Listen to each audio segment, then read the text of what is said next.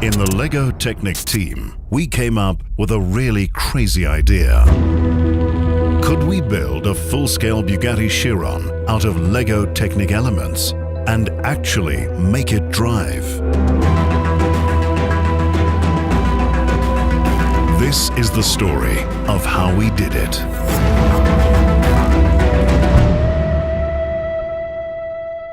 It's one thing to get an idea. It's something else to actually make it happen. But our goal was to prove that with LEGO Technic, you can really build for real.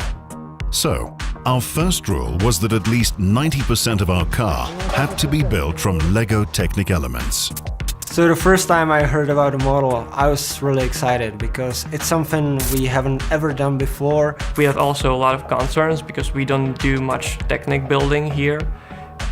So we just didn't know if that's actually possible. It's something that moves the boundaries and completely redefines the standard. Before we could even start the construction process, the team had to do a lot of research and sketching.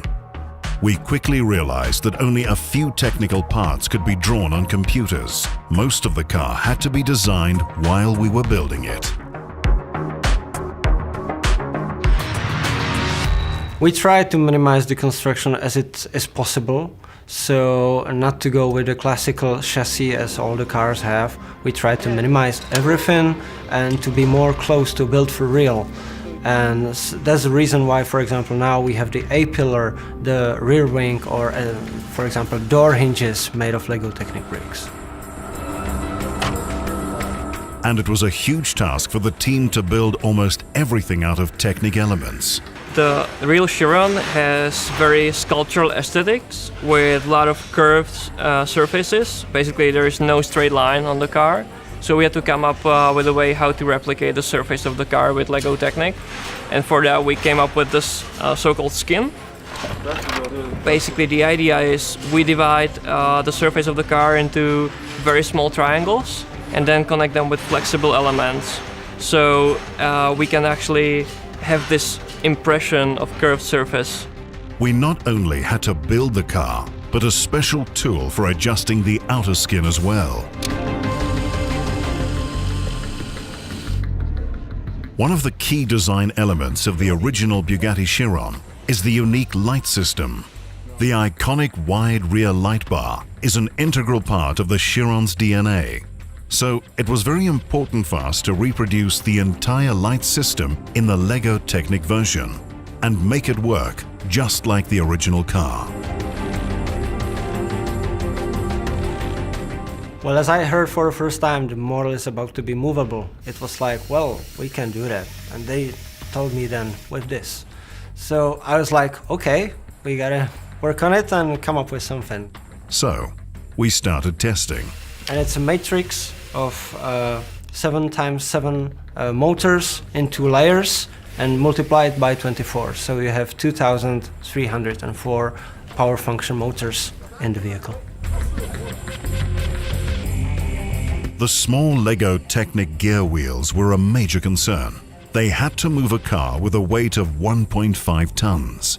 We started by testing other materials like metal, Kevlar and carbon fiber. Well, it was kind of interesting for me that the LEGO Technic gears were better than the Kevlar ones or the carbon fiber 3D printed gears. A major technical challenge on this LEGO Technic version of the Bugatti Chiron was the large rear wing, especially when we decided to make it fully functional and powered by LEGO Technic power function and pneumatic systems. This was a true build-for-real project, and all details had to be perfect.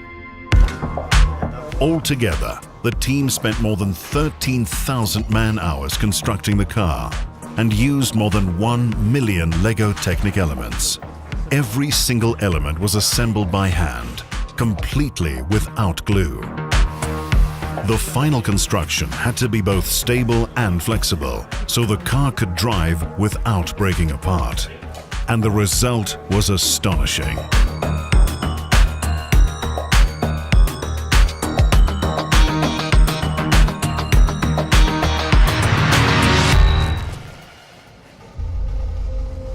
It was time to leave the workshop and head to the ultimate test track at Ihre outside Wolfsburg in Germany.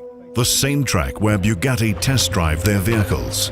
Was it possible to build a car out of LEGO Technic and make it drive using only LEGO Technic power function motors? We were about to find out. There was only one person who could drive our car, and that was Andy Wallace, the official Bugatti pilot. He was ready, but was the car?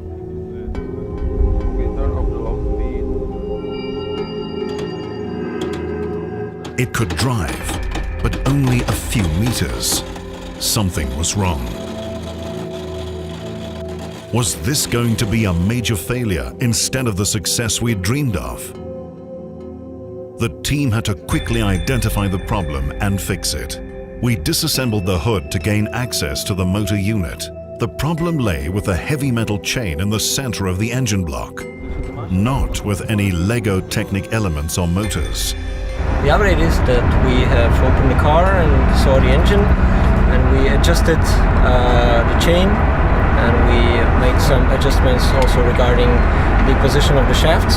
So right now it's kind of more flexed, so it should work. Everyone was ready, and so was the car.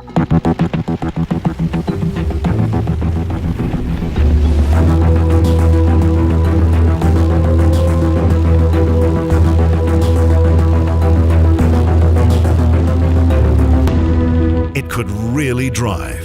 It was an incredible moment. The car drove faster and faster and continued down the track.